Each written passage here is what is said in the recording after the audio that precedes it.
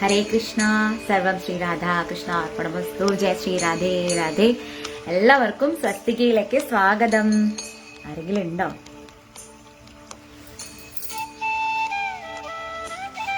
നമ്മുടെ ഗോപികോപന്മാർ ആരെങ്കിലും ഉണ്ടോ?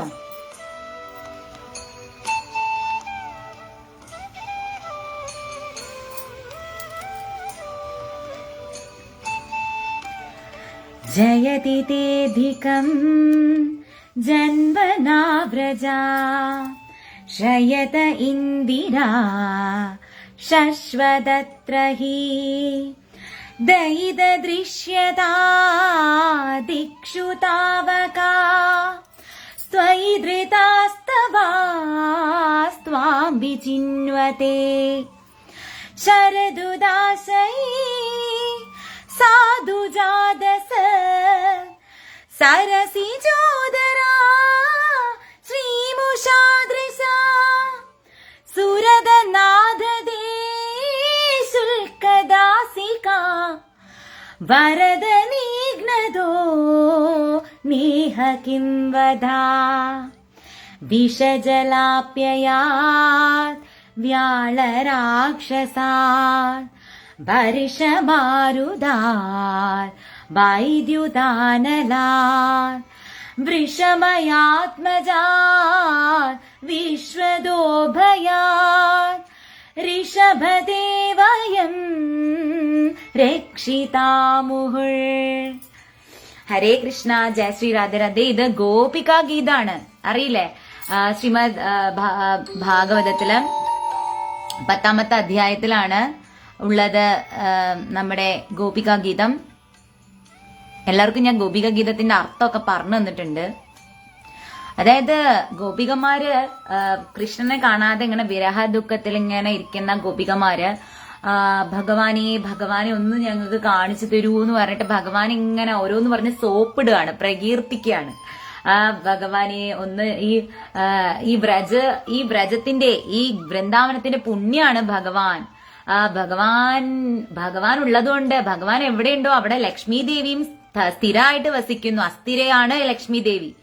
ലക്ഷ്മി ദേവി എവിടെയാ സ്ഥിരമായിട്ടുണ്ടാവുക? ആളുടെ ഭർത്താവ് ഉള്ളിടത്തേ ഉണ്ടാവുള്ളൂ. അപ്പൊ ഭഗവാൻ എവിടെയാണോ പ്രകീർത്തിക്കുന്നത്, ഭഗവാൻ എവിടെയാണോ ഉള്ളത് അവിടെ ലക്ഷ്മി ദേവിയും സ്ഥിരമായി വസിക്കുന്നു. അതുകൊണ്ട് ഈ വ്രജഭൂമിയിൽ ലക്ഷ്മി ദേവി സ്ഥിരമായി വസിക്കുന്നു. അങ്ങനെയുള്ള വ്രജഭൂമിയിലുള്ള ഈ ഗോപികമാരായ ഞങ്ങളൊക്കെ ഉള്ള ഒരേ ഒരു ആഗ്രഹം എന്ന് പറഞ്ഞാൽ ഭഗവാനെ കാണുക എന്നുള്ളതാണ്. ഭഗവാൻ ഒന്ന് ഞങ്ങൾക്ക് ഭഗവാനെ ഒന്ന് കാട്ടിത്തരൂ എന്ന് പറയുന്നതാണ് ഗോപികാ ഗീതം എന്ന് പറയുന്നത്. അപ്പം ഗോപികമാരുടെ ആ വിരഹത്തിന്റെ ആ ഒരു മൂർധന്യമായ അവസ്ഥയിലാണ് അവര് ഗോപികാ ഗീതം ചൊല്ലണതും. ആ ഗോപികാ ഗീതം പാടി കഴിയുമ്പോ ഭഗവാൻ ദർശനം കൊടുക്കണു, രാസലീലയാടുന്നു. അപ്പൊ ഈ കഥകളൊക്കെ വൃന്ദാവനത്തിലെ പല സ്ഥലങ്ങളിലും നടന്നതാണ്. അപ്പം നമ്മൾ വൃന്ദാവനം എന്ന് പറയുന്ന ആ വൃന്ദാവനത്തിൽ നമ്മൾ പോയി കഴിഞ്ഞാല് ഉത്തർപ്രദേശില് വൃന്ദാവനം ഇപ്പോഴും ഉണ്ട്.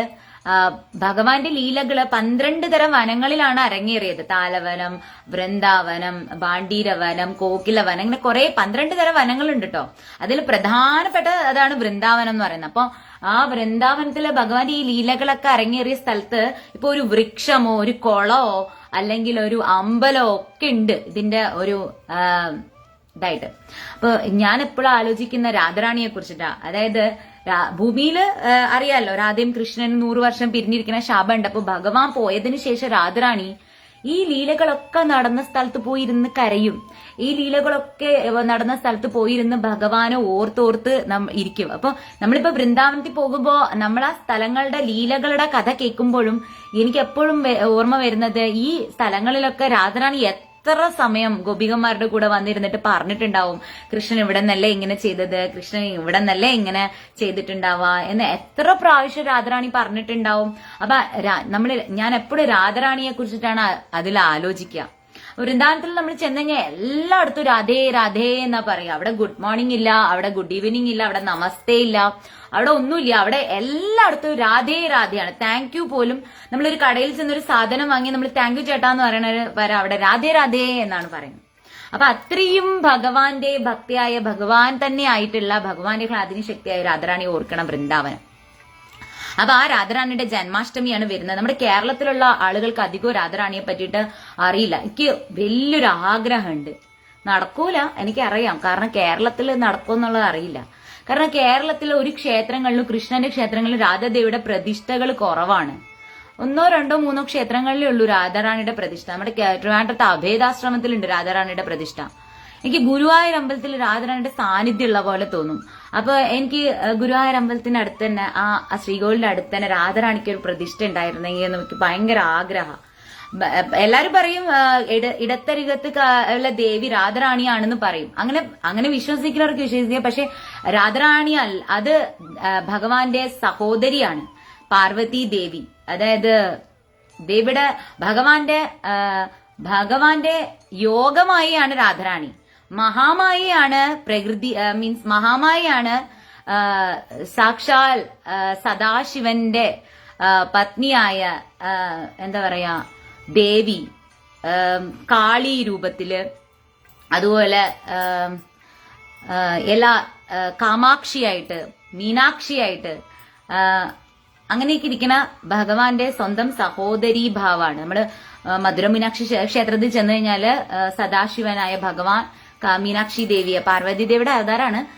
മീനാക്ഷി ദേവിനെ ഇങ്ങനെ കൈ ഇങ്ങനെ പിടിക്കുമ്പോ അത് ഇങ്ങനെ വെച്ചു കൊടുക്കുന്നത് അച്ഛന്റെ സ്ഥാനത്ത്, ഏട്ടന്റെ സ്ഥാനത്ത് നിന്ന് വെച്ചു കൊടുക്കുന്നത് അഖിലാണ്ട കോടി ബ്രഹ്മാണ്ടനാഥനായ നമ്മുടെ ഭഗവാനാണ്. അപ്പൊ ഭഗവാന്റെ സഹോദരി സ്ഥാനമാണ് ദേവിക്ക്. അപ്പൊ ഇടത്തരികത്ത് കാവിൽ അമ്മ ദേവി ഭഗവാന്റെ സിസ്റ്റർ പൊസിഷനാണ്. പക്ഷെ അവിടെ ശരിക്കും രാധാറാണിയുടെ ഒരു പ്രസൻസ് കൂടി ഉണ്ട് ഗുരുവായൂരപ്പന്റെ അടുത്ത്.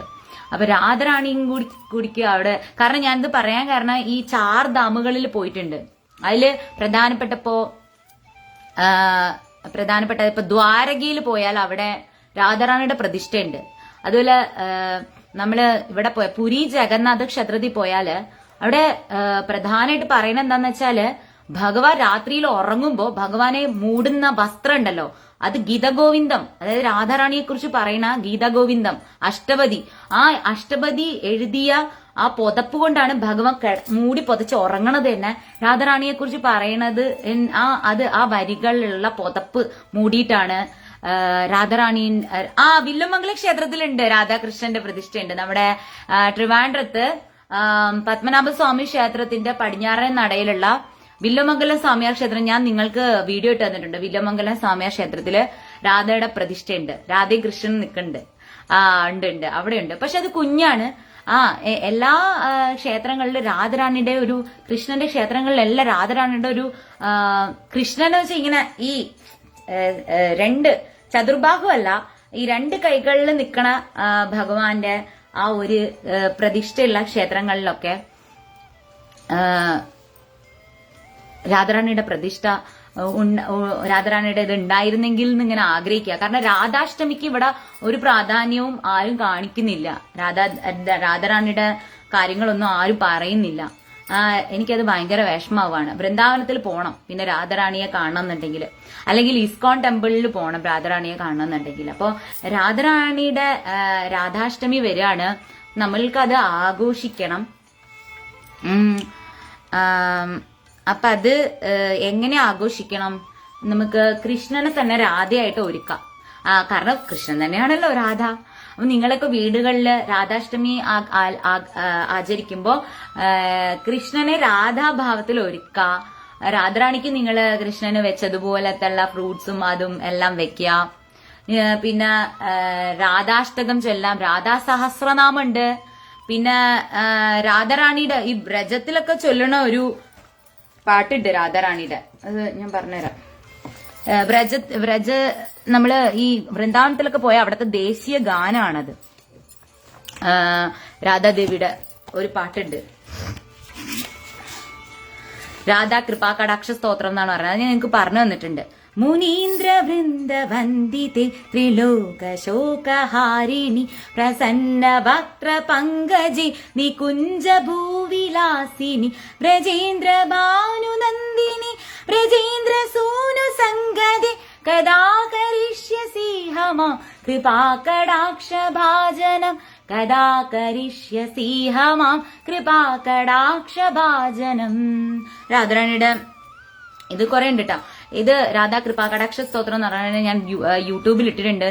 ഇത് പാടിയാൽ, ഇത് നിരന്തരം പാടിയാൽ നമുക്ക് വൃന്ദാവനത്തിൽ പ്രവേശിക്കാനുള്ള അനുമതി കിട്ടുമെന്നാ പറയണേ. കാരണം രാധാറാണീനെ അത്രയ്ക്ക് ഇഷ്ടപ്പെട്ട് രാധാഭാവം ഉൾക്കൊണ്ടാൽ മാത്രമേ, അത് ഈ ജന്മത്തിലല്ല ഏതെങ്കിലും ജന്മത്തിൽ ഉൾക്കൊണ്ടുള്ളവർക്ക് മാത്രമേ വൃന്ദാവനത്തിൽ പ്രവേശനം കിട്ടുള്ളൂ. കൃഷ്ണന്റെ 16,108 ഭാര്യമാർ വൃന്ദാവനം കണ്ടിട്ടേ ഇല്ല. ഭഗവാൻ മറന്നതിന് ശേഷം കുറെ കുറെ ഭഗവാന്റെ ഭാര്യമാർ വൃന്ദാവനത്തിൽ പോയിട്ട് താമസിക്കാന്ന് വിചാരിച്ച് പോയിട്ടുണ്ട്. പക്ഷെ വൃന്ദാവനത്തിനുള്ളിൽ പ്രവേശനം കിട്ടിയിട്ടില്ല. അവർക്കൊന്നും രാധാറാണീനെ ആദ്യം ഇഷ്ടമുണ്ടായിരുന്നില്ല. രാധാറാണീനോട് ദേഷ്യമായിരുന്നു എല്ലാവർക്കും. കാരണം കൃഷ്ണനെ ഏറ്റവും അധികം സ്നേഹിക്കുന്ന ഇത്രയധികം ഭാര്യമാരുണ്ട്. എന്നിട്ട് കൂടി ഭഗവാന്റെ ആ ഒരു ആനന്ദത്തെ സാറ്റിസ്ഫൈ ചെയ്യിക്കാൻ രാധയെ പോലെ ആർക്കും സാധിച്ചിട്ടില്ല. അതുകൊണ്ട് തന്നെ മറ്റു ഭാര്യമാർക്കൊക്കെ എന്താ ഈ രാധയ്ക്ക് എന്താ ഇത്ര പ്രത്യേകത, എന്താ ഇത് നമ്മൾക്കില്ലാത്ത എന്താ രാധയ്ക്ക് എന്താ ഇത്രയ്ക്ക് പ്രത്യേകത എന്നാണ് ചോദിക്കുന്നത്. രാധാറാണീനെ അതാണ് ഐശ്വര്യഭാവമുണ്ട്, ഭഗവാൻ മാധുര്യഭാവമുണ്ട്. ഐശ്വര്യഭാവത്തിൽ ഭഗവാനെ സ്നേഹിക്കുന്നവരാണ് ഭഗവാന്റെ ഭാര്യമാരെന്ന് പറയുന്നത്. മീരാബായി അടക്കം ഭഗവാൻ ഐശ്വര്യഭാവത്തിലാക്കണം, ഭഗവാനെ ഭർത്താവാക്കണം, ഭഗവാന്റെ മേലെ കൺട്രോൾ റെസ്പോൺസിബിലിറ്റി ആക്കണം ഭഗവാന്. പക്ഷെ രാധാറാണി വൃന്ദാവനത്തിലെ ഗോപികമാർക്ക് ഭഗവാന്റെ അടുത്ത് മേലെ ഒരു ആധിപത്യം സ്ഥാപിക്കേണ്ട, ഒരു തരത്തിലുള്ള കണ്ടീഷൻസ് വേണ്ട. അവിടെ ഭഗവാന്റെ മേലെ ഒരു റെസ്പോൺസിബിലിറ്റി അടിച്ചേൽപ്പിക്കണ്ട. ഭഗവാനെ അങ്ങോട്ട് സ്നേഹിച്ചുകൊണ്ടിരിക്കുക, ഭഗവാനെ ഡിസ്റ്റർബ് ചെയ്യാതെ ഭഗവാനെ ആനന്ദിപ്പിക്കുക, ഭഗവാനെ സന്തോഷിപ്പിക്കുക. അല്ലാണ്ട് ഭഗവാന്റെ മേലെ ഭഗവാൻ നമ്മളെ പ്രൊട്ടക്ട് ചെയ്യണം, ഭഗവാനെ നമ്മളെ അത് അങ്ങനെ വെച്ചാൽ ഒരു ഭർത്താവാകുമ്പോ ഒരു ഭാര്യനോട് കുറെ റെസ്പോൺസിബിലിറ്റി ഉണ്ട്, അത് ചെയ്തു കൊടുത്തേ പറ്റുള്ളൂ. അത് സമൂഹം വെച്ചിരിക്കുന്ന കുറെ റൂൾസ് ആണ്. പക്ഷേ അതിനാണ് അപരഭക്തി എന്ന് പറയുന്നത്. അതായത് നമ്മൾ അപരഭക്തിയിൽ ഭഗവാൻ നമ്മളെ ഇങ്ങനെ ചെയ്തേ പറ്റുള്ളൂ, ഇങ്ങനെ ചെയ്താൽ ഞാൻ ഇങ്ങനെയും ചെയ്യും ഭഗവാൻ. ഭഗവാൻ ഇന്ന വഴിപാട് ചെയ്താൽ ഭഗവാൻ അതിന് എനിക്ക് തരണം. അതാണ് അപരഭക്തി എന്ന് പറയുന്നത്. എല്ലാം നമ്മളൊരു കണ്ടീഷൻ വെച്ചിട്ടാണ് ഭഗവാനോട് സ്നേഹിക്കുന്നത്. ഇന്ന കണ്ടീഷൻസ് വെച്ചിട്ടാണ് നമ്മൾ ഭഗവാന് കാര്യങ്ങൾ ചെയ്തു കൊടുക്കുന്നത്. പക്ഷെ അപരഭക്തി എന്ന് പറഞ്ഞാല് അത് സ്പിരിച്വൽ വേൾഡിലുള്ള ഭക്തിയാണ്. അതായത് അതില് ഭഗവാനും ഭക്തരും തമ്മിൽ ഒരു ഭേദഭാവം ഇല്ല. രണ്ടുപേരും ഒന്നാണെന്ന് രണ്ടുപേർക്കും അറിയാം. രണ്ടുപേരുടെയും ആനന്ദം, അതായത് ഭഗവാന്റെ ആനന്ദമാണ് അവിടെ ഭക്തി കൊണ്ട് ഉദ്ദേശിക്കുന്ന. ഭഗവാനെ ആനന്ദിപ്പിക്കുക, ഭഗവാനെ മാത്രം വേണമെന്നുള്ള ആഗ്രഹം. അല്ല ഭഗവാൻ എനിക്ക് ഇന്ന കാര്യം ചെയ്ത് തന്നാലേ ചെയ്യുള്ളൂ, എന്റെ ജീവിതത്തിൽ ഇത്രയും വിഷമങ്ങൾ ഉണ്ടാക്കി ഭഗവാനെ, നിന്നെ അങ്ങനെയാണ് ഇങ്ങനെയാണെന്ന് പറഞ്ഞ് ഭഗവാനെ മോശപ്പെടുത്തുക, ഭഗവാനെ കുറ്റപ്പെടുത്തുക. ഗോപികമാര് ഭഗവാനെ മോശം പറഞ്ഞിട്ടുണ്ട്, കുറ്റം പറഞ്ഞിട്ട് എല്ലാം പറഞ്ഞിട്ടുണ്ട്. അതെല്ലാം ഉള്ളിൽ സ്നേഹം വെച്ചിട്ടാണ്. അതായത് അതിൽ നിന്ന് തിരിച്ചൊരു പ്രതീക്ഷയും ഇല്ലാതെ, ഒരു എക്സ്പെക്ടേഷനും ഇല്ലാണ്ട് ഭഗവാൻ സ്നേഹിക്കണില്ല എന്നുള്ള പരാതി മാത്രമേ ഉള്ളൂ ഗോപികമാർക്കും രാധാറാണിക്കൊന്നും. അല്ലാണ്ട് ഭഗവാൻ അത് ചെയ്തു തന്നില്ല, ഭഗവാൻ അങ്ങനെ തന്നില്ല, പൈസ തന്നില്ല, ജോലി തന്നില്ല, കുട്ടിയെ തന്നില്ല, അത് തന്നില്ല, ഇത് തന്നില്ല, എനിക്ക് ഇങ്ങനെ പറ്റി, എനിക്ക് വീട് തന്നില്ല, എനിക്ക് കാറ് തന്നില്ല, എനിക്ക് മറ്റത് തന്നില്ല, എന്നെ ഇങ്ങനെ കഷ്ടപ്പെടുത്തി, ഇങ്ങനെ ഒന്നും പറഞ്ഞ് പരാതി അറിയില്ല. ഇതൊന്നും തന്നില്ലെങ്കിലും ഭഗവാനെ വിടൂല്ല. അതാണ് പരാഭക്തി എന്ന് പറയുന്നത്. പരാഭക്തി എന്ന് പറയുന്നത്. അപ്പൊ പരാഭക്തിയായിരുന്നു ഗോപികമാർക്കും രാധാറാണിക്കും ഒക്കെ. ആ ഭക്തിയാണ് നമുക്ക് കിട്ടാൻ വിഷമമായിട്ടുള്ള ഭക്തിയും. അത് അങ്ങനത്തെ ഒരു ലെവലിലേക്ക് നമ്മൾ എത്തിപ്പെടുക എന്നുള്ളതാണ് വിഷമമായിട്ടുള്ള കാര്യം. അപ്പൊ അതുകൊണ്ട് തന്നെ വൃന്ദാവനത്തിലേക്ക് പ്രവേശിക്കാനായിട്ട് ഐശ്വര്യഭാവത്തിൽ ഭഗവാനെ പൂജിച്ചിരുന്ന ഭഗവാന്റെ ഭാര്യമാർക്ക് പോലും സാധിച്ചിട്ടില്ല എന്നാണ് പറയുന്നത്. ലക്ഷ്മി ദേവി പോലും വൃന്ദാവനത്തിന്റെ പുറത്ത് ഇപ്പോഴും തപസ്സനുഷ്ഠിക്കുകയാണ്. കാരണം രാധാഭാവം, ഗോപികാഭാവം കിട്ടാൻ വേണ്ടിയിട്ട്. അത് കിട്ടില്ല. അത് കിട്ടണമെന്നുണ്ടെങ്കിൽ ഇപ്പൊ ഞാനിങ്ങനെ പറയുമ്പോ തന്നെ രാധാഭാവം എന്താ, അപ്പോ പ്രഹ്ലാദന്റെ ഭക്തിയല്ലേ, അപ്പോ നമ്മുടെ അർജുനന്റെ ഭക്തിയോ അത് ഭക്തിയല്ലേ, അപ്പോ നമ്മുടെ കുചേലന്റെ ഭക്തിയോ അത് ഭക്തിയല്ലേ, അപ്പോ ഈ രുക്മിണി ദേവിയും മറ്റേ ഇവരൊക്കെ ഭഗവാനെ പൂജിച്ചിരുന്നതോ വാത്സല്യഭാവത്തിൽ കണ്ട യശോദാമ്മയുടെ ഭക്തിയോ ഭക്തിയല്ലേ? ഈ ഗോപികമാരുടെ രാധാറാണിയുടെ ഭക്തി മാത്രമാണോ ഇത്രയും വലിയ ഭക്തി എന്നിങ്ങനെ ചോദിച്ചു കഴിഞ്ഞാൽ അപ്പൊ ഭഗവാൻ പറയൂ, എന്നാ നീ പോയിട്ട് എന്താണ് രാധാഭാവം എന്താന്ന് അറിഞ്ഞിട്ട് വാ, എന്നാ നീ പോയിട്ട് ഒരു ഗോപികയാവും, ഒരു സ്ത്രീ ആയിട്ട് ഒരു പെണ്ണായിട്ട് വാ, എന്നിട്ട് എന്നെ എങ്ങനെയാണ് ഗോപികാഭാവത്തിൽ എന്നെ എങ്ങനെ സ്നേഹിക്കണമെന്ന് നീ പഠിച്ചിട്ട് വാ എന്ന് ഭഗവാൻ പറയും. കാരണം അതാണ് ഇത്ര സഖ്യഭാവത്തില്, വാത്സല്യഭാവത്തില്, ശാന്തഭാവത്തില് ഒക്കെ ഭക്തി ഉണ്ടെങ്കിലും ഭഗവാൻ ഏറ്റവും ഇഷ്ടമുള്ള ഭക്തിഭാവം എന്ന് പറഞ്ഞാൽ മാധുര്യ പ്രേമഭക്തിയാ. അതാണ് പരാഭക്തി എന്ന് പറയുന്നത്. മറ്റൊന്നിനും അല്ലാണ്ട് ഭഗവാനെ സന്തോഷിപ്പിക്കാൻ വേണ്ടിയിട്ട് മാത്രം നമ്മൾ ഭഗവാനെ സ്നേഹിക്കുക, ആരാധിക്കുക. അവർക്ക് വലിയ യോഗ സിദ്ധിയും ഭയങ്കര കൺട്രോള് അതൊന്നും ഉണ്ടാവില്ല. പക്ഷെ അവരവരുടെ ഇന്ദ്രിയങ്ങളെയൊക്കെ കൺട്രോൾ ചെയ്യുന്നു. അവർ കാണുന്നതിലും കേൾക്കുന്നതിലും അവരെ അനുഭവിക്കുന്നതിലും അല്ല കൃഷ്ണൻ എന്ന് പറയുന്നതിലാണ് അവരുടെ ഇന്ദ്രിയങ്ങളുടെ അനുഭൂതി എന്ന് പറയുന്നത്. ഭഗവാന്റെ പാട്ട് കേൾക്കുമ്പോൾ അനുഭൂതി, ഭഗവാന്റെ ഒരു പിക്ചർ കണ്ടാല്, ഭഗവാന്റെ വിഗ്രഹം കണ്ടാൽ അനുഭൂതി. ഭഗവാന് എന്നെ അങ്ങനെ ചേർത്ത് പിടിക്കുകയാണ്. അവരുടെ മനസ്സുകളിൽ പോലും ഭഗവാൻ മാത്രമേ ഉള്ളൂ. അതാണ് പരാഭക്തി. അതിൽ അവര് ആനന്ദിക്കുന്നത് അങ്ങനെയാണ്. അപ്പൊ അങ്ങനെയുള്ള പരാഭക്തിയുടെ മൂർത്തിമത് ഭാവമാണ് രാധാ റാണി എന്ന് പറയുന്നത്.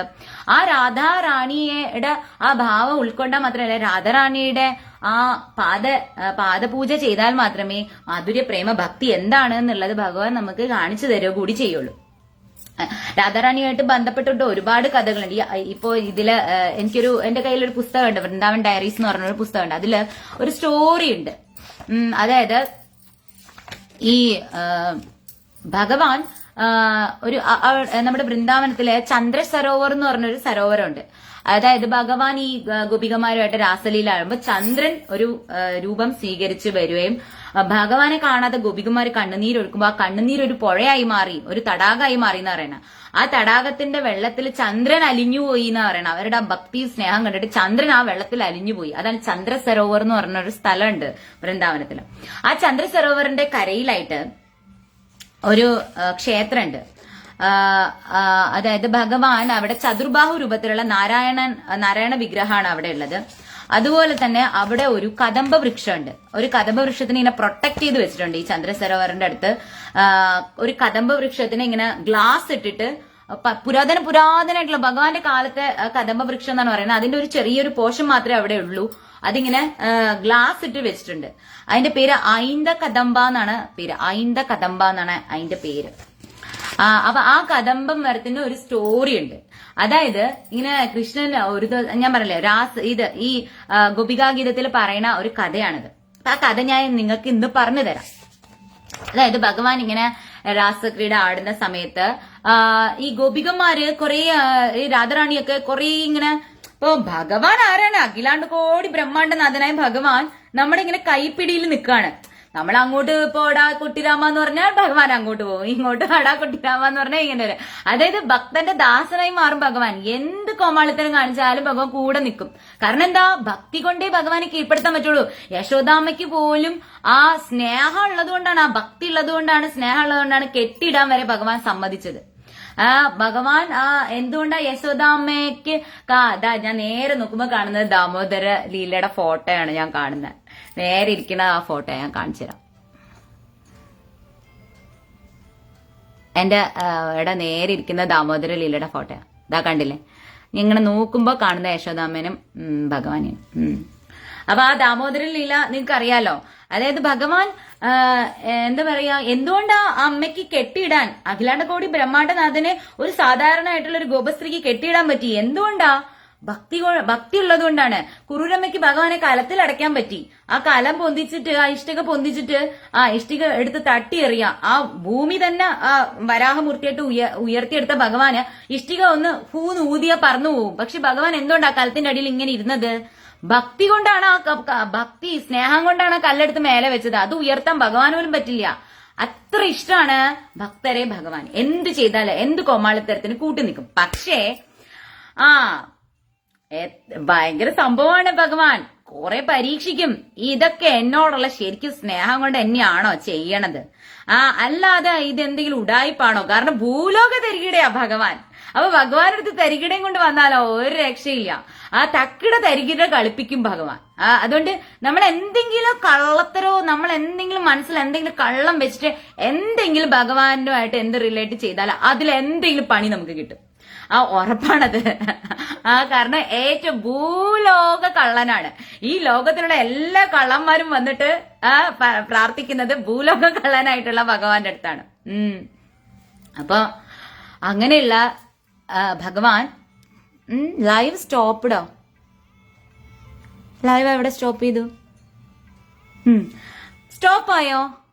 ഇല്ലല്ലോ. നിങ്ങൾ കാണുന്നുണ്ടോ? അല്ല, കേക്കുണ്ടോ?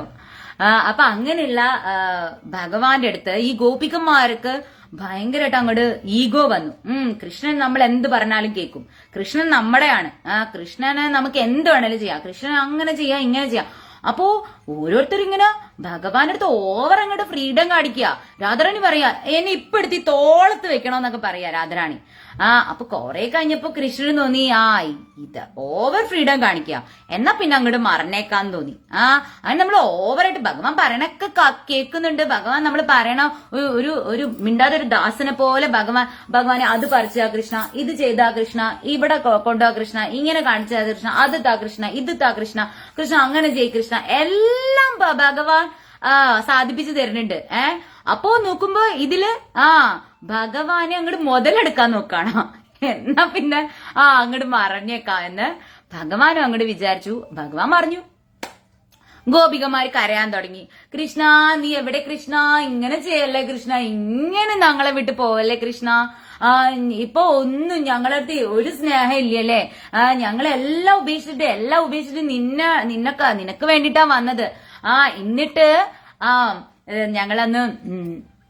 ഞങ്ങളന്ന് ഇവിടെ പോയപ്പോഴേ ഇസ്കോൺ ട്രിവാൻഡ്രത്ത് പോയപ്പോ ഈ ഗോപികാ ഗീതം പാടിക്കൊണ്ടാണ് നമ്മുടെ ജഗസാക്ഷി പ്രഭുജി കൃഷ്ണന്റെയും രാധയുടെയൊക്കെ ഓരോരോ ലീലകൾ ഇങ്ങനെ പറഞ്ഞുകൊണ്ടിരുന്നു. അപ്പൊ അതിൽ ഈ വിരഹത്തിൽ ഉള്ള ഒരു കാര്യം പറഞ്ഞു. അതായത് എല്ലാവരോടത്തും എല്ലാ സ്ത്രീകളും ഭഗവാന്റെ വംശി വായിക്കണം കേട്ടിട്ട് എല്ലാവരും ഓടി വരുമ്പോ, പാതിരാത്രി ഓടി വരുമ്പോ കൃഷ്ണൻ പറയാണ്, എന്തിനാ നിങ്ങളൊക്കെ വന്ന, നിങ്ങളൊക്കെ കുലസ്ത്രീകളാണോ, നിങ്ങളൊക്കെ കുടുംബത്തിൽ പറഞ്ഞ പെണ്ണുങ്ങളാണോ, രാത്രിയില് എങ്ങനെ ഈ കാട്ടിനുള്ളില് എന്നെ തേടി വരാൻ നിങ്ങൾക്കൊന്നും നാണല്ലേ, ആര് വിളിച്ചിട്ടാ ഓരൊക്കെ വന്നത്, എന്നിട്ട് ആ ആളെന്നെ മോശം പറയാ ആ സ്ത്രീകളെ പറ്റിയിട്ട്. അദ്ദേഹം വിളിച്ചിട്ടല്ലേ ഇത്രയും പെണ്ണുങ്ങൾ വന്നത്, എന്നിട്ട് ഈ സ്ത്രീകളെ അവരെന്നെ വിചാരിക്കുക അയ്യേശ ഞങ്ങൾ ചെയ്ത് മോശമായിപ്പോയോ, ഈ മൂപ്പര് വിളിച്ചിട്ടാണ് എല്ലാരും വന്നത്. എന്നിട്ട് ഓരോട് പറയാ നിങ്ങള് വീട്ടിൽ പൊയ്ക്കോളൂ, നിങ്ങൾ എന്തിനാ ഇവിടെ വന്ന് നിക്കണേ, നിങ്ങളെല്ലാം വീട്ടിൽ പൊയ്ക്കോളൂ. അങ്ങനെയുള്ള ഭൂലോക കള്ളനാണ് ഭഗവാൻ. എല്ലാം നമ്മളെ കൊണ്ട് ചെയ്യിപ്പിച്ചിട്ട് നമുക്ക് തന്നെ റിഗ്രറ്റ് ഉണ്ടാക്കിയെടുക്കുക. അതാണ് ഭഗവാന്റെ ഓരോരോ കളികൾ എന്ന് പറയുന്നത്. അപ്പൊ അങ്ങനെയുള്ള ഭഗവാൻ ഈ ഗോപികമാര് ഇങ്ങനെ കരയാണ്, കാണാണ്ട് ഇങ്ങനെ വിഷമിച്ച് കരയാ, കൃഷ്ണ നീ എവിടെ കൃഷ്ണ.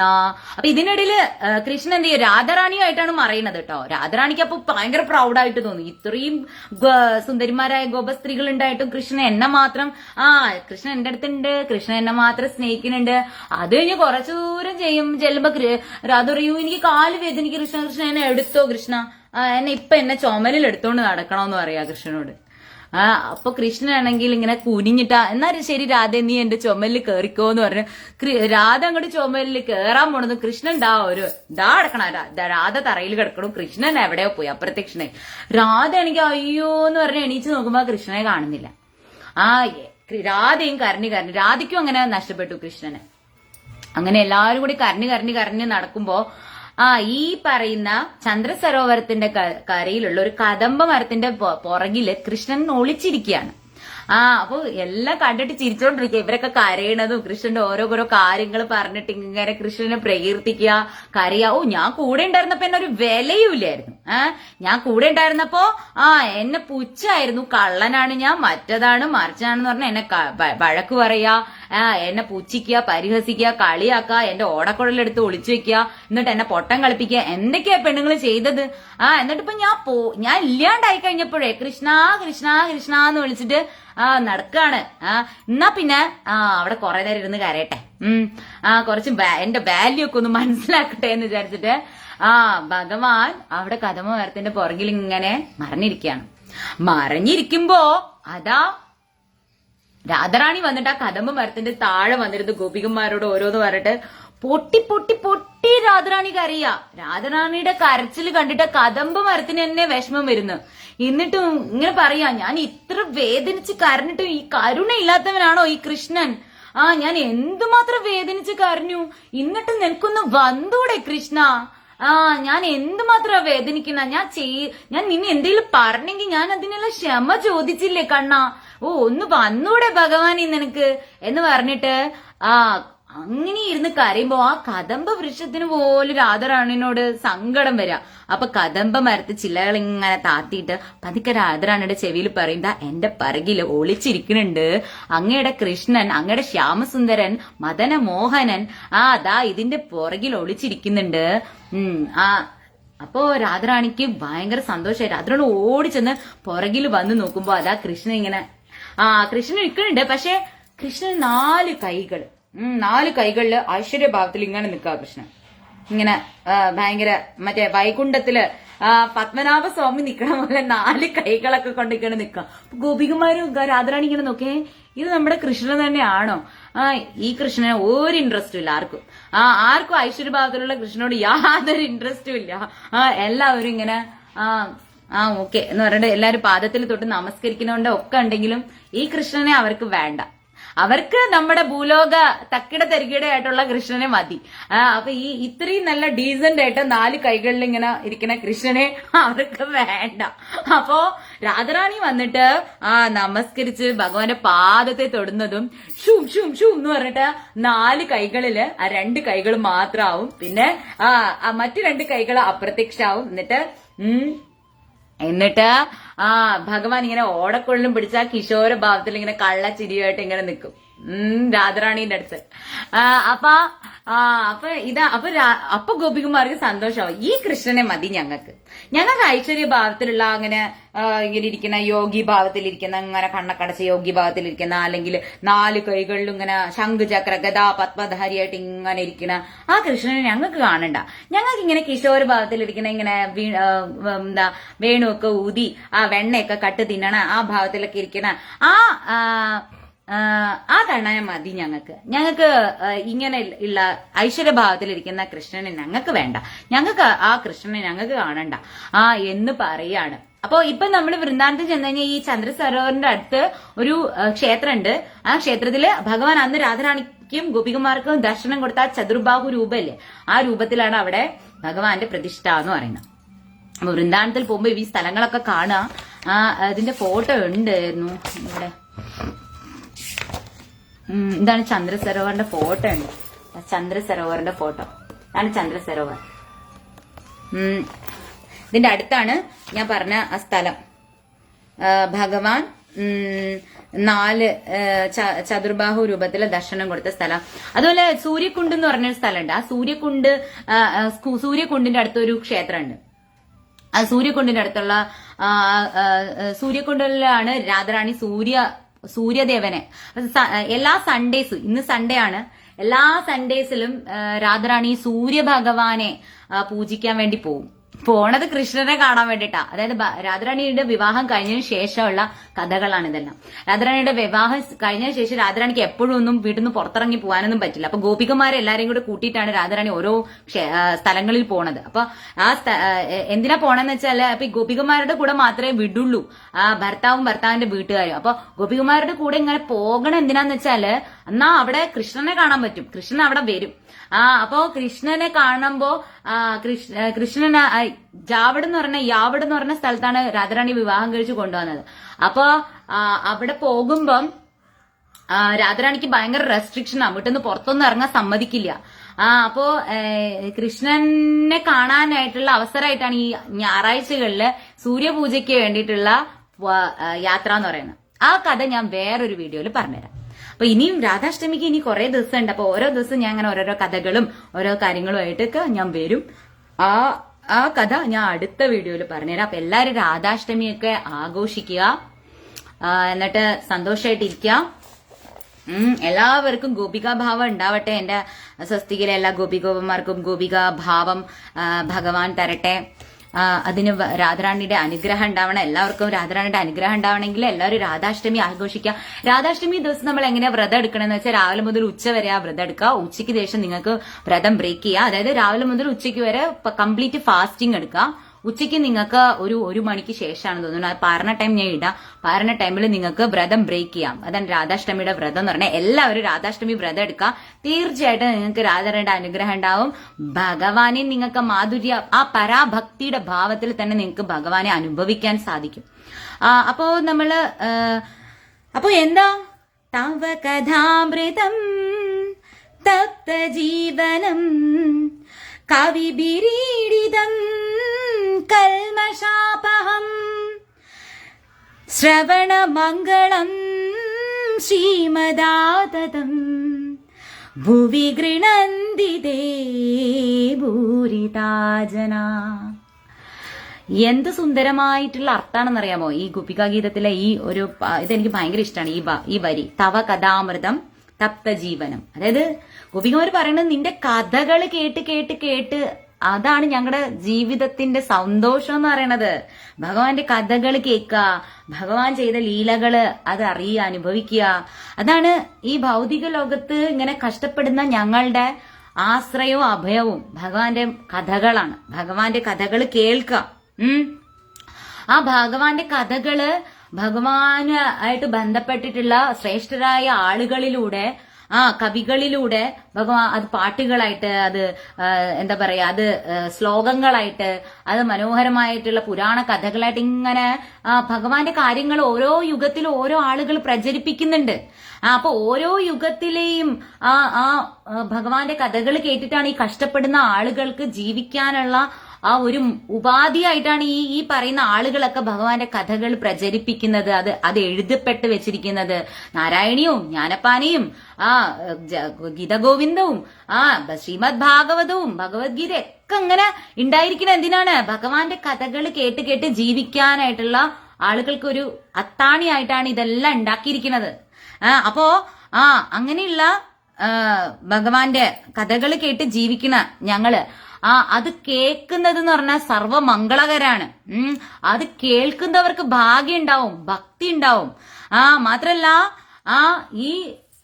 ഈ കഥകള് മൊത്തം പ്രചരിപ്പിക്കാൻ സാധിക്കുന്നവര്, അതാണ് ലാസ്റ്റ് പറയുന്നത്, ഭ്രുവി ഗൃണന്തിതേ ഭൂരിതാജന. അങ്ങനെയുള്ള മഹാന്മാരെന്ന് പറയുന്നത് അത് ഭഗവാന്റെ സന്ദേശം, ഭഗവാന്റെ കഥകള്, ഭഗവാനെ കുറിച്ചുള്ള കാര്യങ്ങളൊക്കെ പ്രചരിപ്പിക്കുന്ന ആളുകൾ എന്ന് പറഞ്ഞാൽ അത് ഏറ്റവും മഹത്തുള്ള ആൾക്കാരാണ്.